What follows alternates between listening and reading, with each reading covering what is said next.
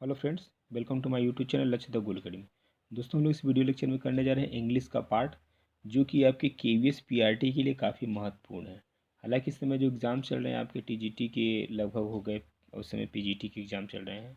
इसके बाद नंबर जो है पीआरटी का ही है। ठीक है, तो आपके पास जो भी समय बचा खुचा इस समय जो है आप केवल रिविज़न पे फोकस करिए। उसके जो है बहुत ज़्यादा डिटेल के चक्कर में ना पड़े, बस ये समझिए कि हमारे सामने से क्वेश्चन गुजर जाए।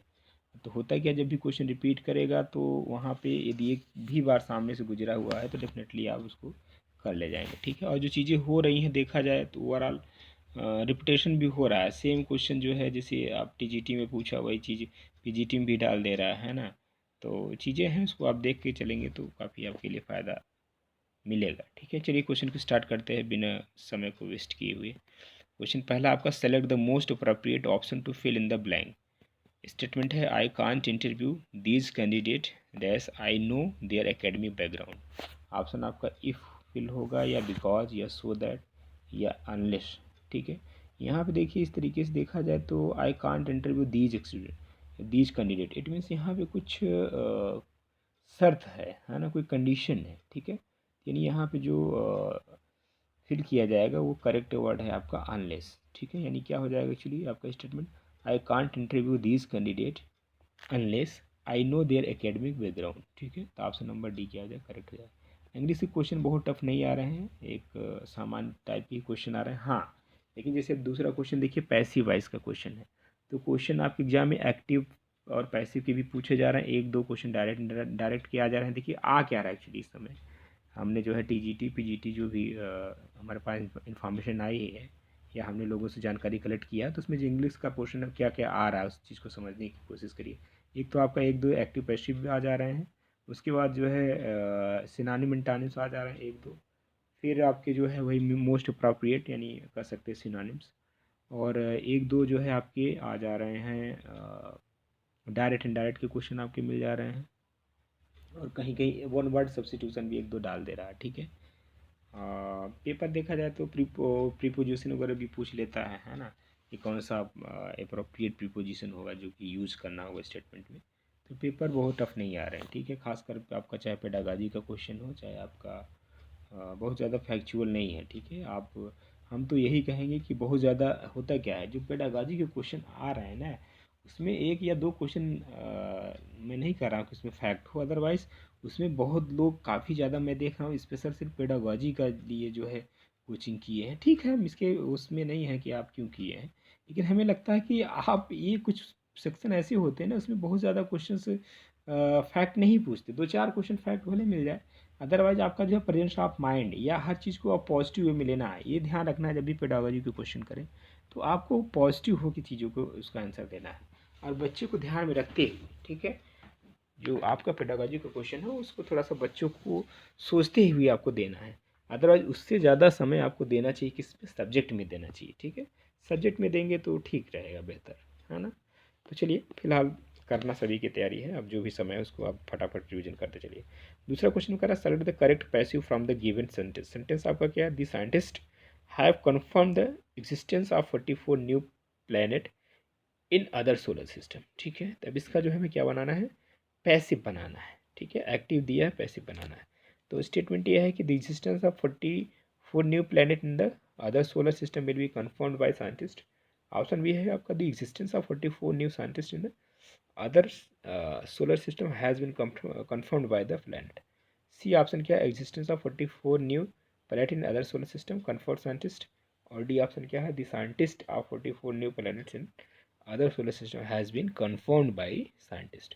तो देखिए अब यहाँ पे देखा जाए तो जो एक्टिव वॉइस है आपका किस में, प्रेजेंट परफेक्ट टेंस में है। ठीक है, जब इसको पैसिव वॉइस में कन्वर्ट करेंगे तो होगा क्या, एक्चुअली इसका सिस्टम क्या होता है, रूल क्या होता है कि भाई सब्जेक्ट रहेगा, फिर ऑब्जेक्ट, ऑब्जेक्ट में यानी सबसे पहले होता है क्या है कि भाई जो लास्ट वाला टर्म्स है, ठीक है, उसको हम लोग लिखेंगे सब्जेक्ट, तो और वर्ब की फॉर्म को भी हमें बदल देना है, किस में, पास्ट पार्टिसिपल में परिवर्तित किया जाएगा। ठीक है, तो इसका जो करेक्ट जवाब होगा वो क्या हो जाएगा, the existence of 44 new planet in other solar system has been confirm by the scientist. Option number D होगा। ठीक है, चलिए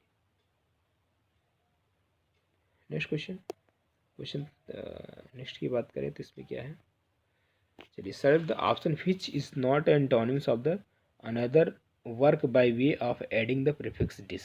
ठीक है, ऑप्शन ए क्या है आपका डिसइल्यूजन, ऑप्शन बी क्या है डिसप्लीज, सी क्या है डिस्पेंस और डी क्या है डिसअपियर। तो इसका जो हमें क्या बताना है, antonyms of another word by way of adding the prefix dis का। तो देखिए यहाँ पे जो करेक्ट जवाब होगा वो क्या होगा, डिस्पेंस होगा। ठीक है, डिस्पेंस होगा। क्यों, मतलब इसका डिस्पेंस का मतलब होता है बांटना है, वितरित करना। ठीक है,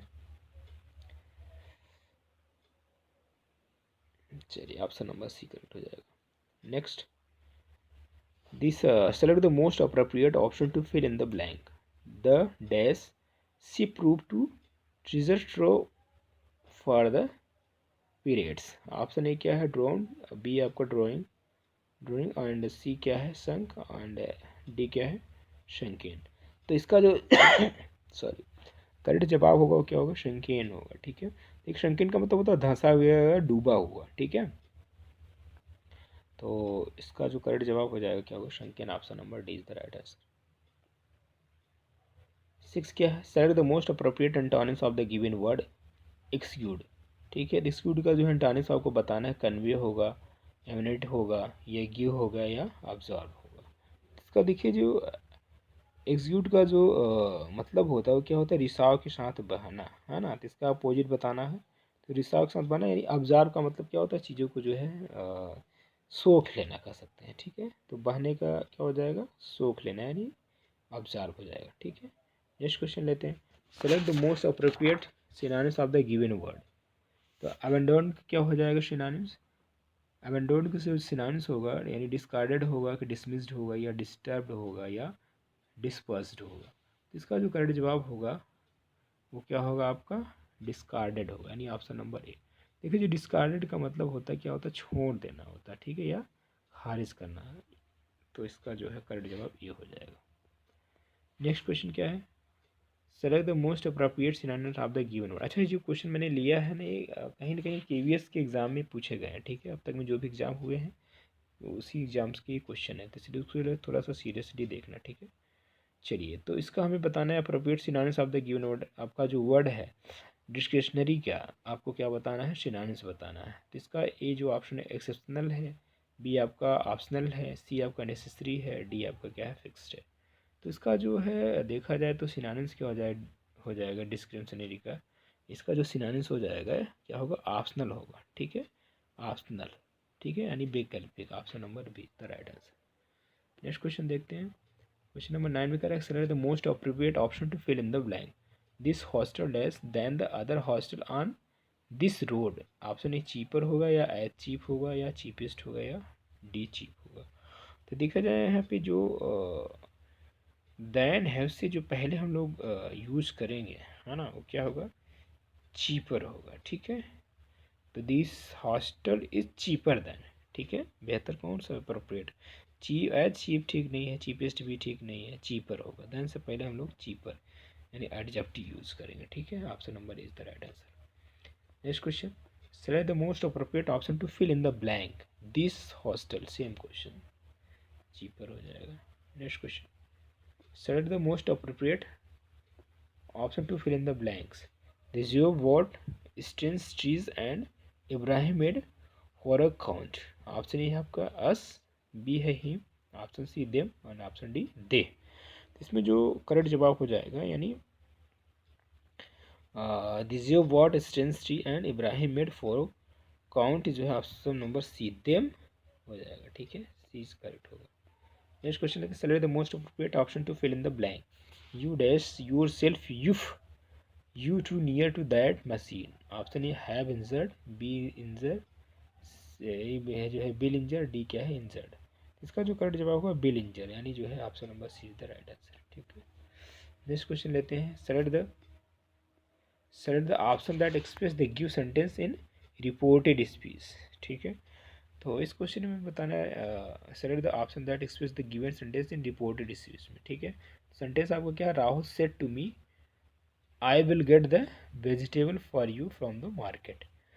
तो अब देखा जिसका रिपोर्टेड स्पीच क्या हो जाएगा, यानी Rahul told me that, option A I will get the vegetable for you from the market. B है आपका he will get the vegetable for me from the market. C आपका he would get the vegetable for you from the market.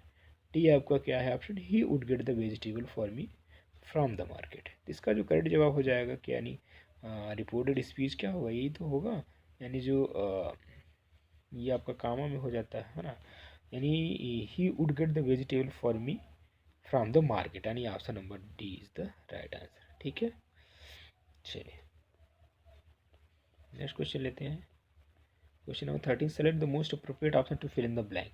Her parent give her a satellite phone, है ना, dash she needed to contact somebody in emergency while on her high altitude clip. तो option A क्या हो जाए, so that. B आपका where है। सी आपका as थो। डी हो जाएगा इन केस। इसका जो करेक्ट जवाब होगा वो क्या होगा, ठीक है, इसका जो करेक्ट जवाब होगा इन केस होगा। ठीक, आपातकालीन स्थिति के मामले को दर्शाने हेतु की यानी केस में जो है इन केस का यूज़ करते हैं। ठीक है, यानी her parent give her satellite phone in case she needed to contact somebody in the emergency while on her high altitude climb. Okay, option number D is the right answer. Next question, in the following sentence, four word or phrase have been underlined. One of them is incorrect. Choose the incorrect word or phrase from the given option. 48 special trains was run over the past 2 days from Kerala to Chennai and other areas to rescue the people stranded in Kerala floods. Option is जो है stranded in the Kerala floods. B आपका over the past 2 days। C जो है to rescue. D क्या है, was run. तो इसका जो करेक्ट जवाब हो जाएगा वो क्या होगा, यानी जो है इसमें हमें करना क्या है, क्वेश्चन में जो है one of them incorrect, choose the incorrect word और फ्रेज फ्रॉम द गिवन। आपको बताना कौन सा इनकरेक्ट है। तो यहाँ पे जो वाज रन है ये जो है आपका क्या है, इनकरेक्ट, क्योंकि चीज़ें जो है देखा जाए तो दिए गए वाक्य में जो है पास्ट से प्रेजेंट तक की चीज़ें की जा रही है। ठीक है ना, तो अब यहाँ पे देखा जाए तो वाज रन का मतलब हो जाएगा यानी पास्ट टेंस, है ना। तो अब यहाँ पे पास्ट टेंस होने का, पास्ट टेंस क्या बल्कि इसको जो हम प्रेजेंट परफेक्ट कंटिन्यूस टेंस में करेंगे कन्वर्ट। तो प्रेजेंट परफेक्ट कंटिन्यूस का मतलब क्या हो जाएगा, हैव बीन रनिंग का प्रयोग ज़्यादा सही रहेगा। ठीक है, तो वाज रन ना हो करके हैव बीन रनिंग होना चाहिए। चलिए अगला क्वेश्चन लेते हैं 16, sir the incorrectly spelled word gorges, grandeur और गार्जियंस और गारंटी। तो इसमें देखा जाए तो जो मिसिंग है वो कौन सा है, गारंटी। गारंटी में जो स्पेलिंग होती है GARRANT नहीं होता, GUARANT, यानी क्या होता है GUARANTEE।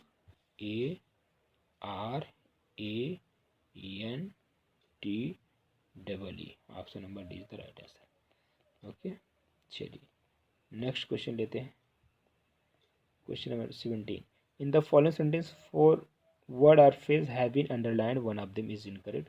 Choose the incorrect word or phrase from the given option. Grandmother often took me with her when she is going to the Senior Square for water. Option A for water, B often, C with her, C is going. Is going. तो इसमें देखा जाए तो जो correct जवाब हो जाएगा वो क्या होगा, आपका जो है इज गोइंग होगा। ये आपका इनकरेक्ट होगा, है ना। क्यों होगा, क्योंकि ये प्रेजेंट इंडेफिनिट का सेंस है, तो डेफिनेटली यहाँ पे इज गोइंग ना होकर के कंटिन्यूस में हो जा रहा है ना, तो क्या होना चाहिए, गोज हो जाना चाहिए। ठीक है, इज गोइंग के प्लेस पे क्या होना चाहिए, गोज होना चाहिए। यानी the grandmother often took me with her when she goes to the सैनिया स्क्वायर फॉर वाटर। ठीक है, option number D is right answer. Next question, select the correctly spelled word. यहाँ पे कमीशन है, ये कमीशन है, ये commission commission लिखा है, लेकिन सही कमीशन कौन सा है, तो सही कमीशन आपका क्या है, ये है COMMISSION। ठीक है, अगला क्वेश्चन देखते हैं। Select the option that express the given sentence in direct speech. Sapan told his mother not to worry, he would go to the town and look forward, then they would be able to pay their डेब्ट, Sapan said. अब इसका जो है बताना आपको indirect speech. पहला option है क्या, don't worry mother, he will go to town and look for work, then he will able to pay their डेब्ट। ऑप्शन बी क्या है, mother not to worry, he would go to town and look for work, then they would be able to pay their डेब्ट। C option क्या है, don't worry mother, I will go to town and look for work, then we will be able to pay your डेब्ट। And next क्या है, don't worry mother, I would go to town and look for work, then we would be able to pay your debt. इसका जो कह सकते हैं indirect speech होगा, क्या होगा, don't worry mother, I will go to town and look for work, then we will be able to pay your debt. Option number C होगा इसका करेक्ट, यानी इनडायरेक्ट स्पीच। ठीक है, देखा जाए तो इनडायरेक्ट स्पीच में क्या वुड का प्रयोग होगा ना, इसलिए डायरेक्ट स्पीच जो परिवर्तित करेंगे तो क्या हो जाएगा, बिल में परिवर्तित हो जाएगा, है ना, ये चीज़ है।